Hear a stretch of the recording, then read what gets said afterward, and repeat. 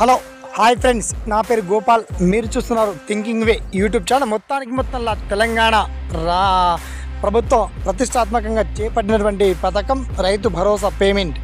మొత్తానికి 12,000 రూపాయలు ఈ జనవరి 26 నుంచి అకౌంట్లో నగదు క్రెడిట్ కాబోతున్నాయి. దీనికి సంబంధించి లీస్ట్ ఎలా చెక్ చేసుకోవాలి, అరే మొదట ఎకరానికి ఎన్ని వేలు అందిస్తారు, అంటే ఎకరం ఉన్న వాళ్ళకి ఇస్తారా లేదా 10 ఎకరాల నుంచి ప్రారంభిస్తారా, అసలు ఈ స్కీమ్ యొక్క డీటెయిల్స్ ఏంటి.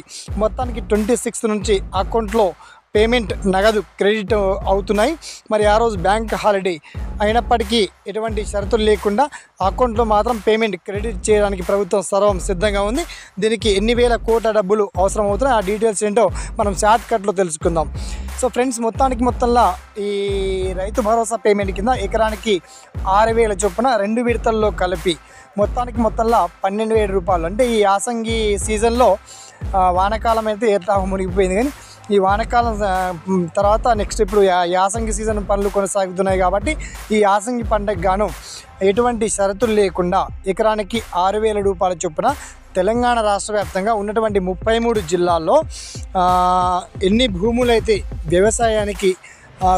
వ్యవసాయ సేద్యానికి అనుగుణంగా సాగుకు అనుగుణంగా ఉన్నాయో ఆ భూములన్నింటికి తప్పకుండా 26 రోజే ఈ పథకం మీ అకౌంట్ ఖాతాలో బ్యాంకుల్లో పేమెంట్ రైతు భరోసా పేమెంట్ నగదు క్రెడిట్ కాబోతున్నాయి. అయితే తొలుత ఫస్ట్ రోజు ఎకరం ఉన్నటువంటి వాళ్ళకు, ఎకరా లోపు ఉన్నటువంటి వాళ్ళందరికీ పేమెంట్ క్రెడిట్ అవుతాయి. ఆ తర్వాత ఇలా ఎకరా నుంచి పెంచుకుంటూ ఆరోహణ క్రమంలో చిన్న నుంచి పెద్ద ఆరోహణ క్రమంలో అందరికీ క్రెడిట్ కాబోతున్నాయి. ఓకేనా.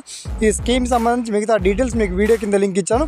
అయినప్పటికీ మీకు వచ్చేటువంటి డౌట్స్, సలహాలు, సందేహాలను వీడియో కింద లింక్ రూపంలో లేదా కామెంట్ ద్వారా గుర్తు చేయండి. ఓకేనా. సదా మీ సేవలో ఈ thinking way YouTube channel. Thanks for watching. జై హింద్.